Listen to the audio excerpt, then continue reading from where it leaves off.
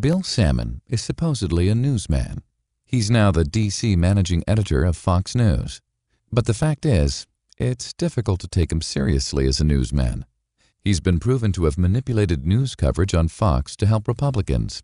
And now, he's even admitted to it, lying on air to spread mischief. Here he is speaking on a fancy cruise sponsored by Hillsdale College. It is so nice to be back with my Hillsdale friends again. Although I have to say that when I arrived last week, the very first person I encountered was James Carville. My old friend James Carville made me wonder whether I had boarded the wrong boat. Hillsdale is one of the premier conservative colleges in America, and their 2009 Mediterranean cruise from Venice to Athens to Istanbul gave Sammon a chance to open up to a friendly crowd and let a bit of the truth find its way out.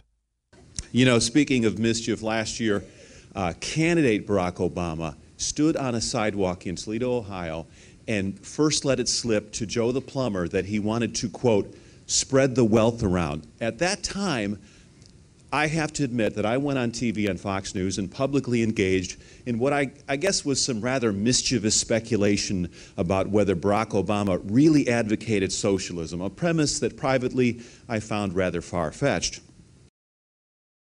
In the final days of the 2008 campaign, he was Fox News' Washington deputy managing editor, and he took to the airwaves to spread something he didn't even believe, the kind of move a real newsman wouldn't make.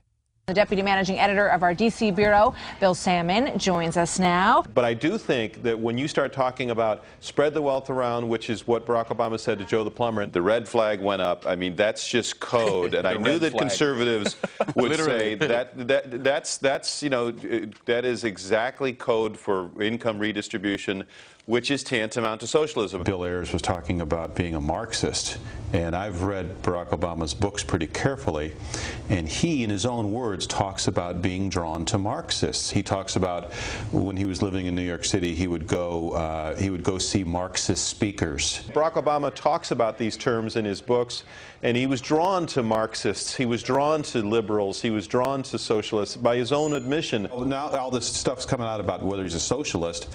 I don't know why anyone is surprised by it, because if you read his own words and his sort of, you know, orientation coming up as a liberal through college and as a young man, it's not a huge shock.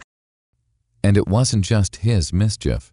He encouraged the staff to engage in it with him.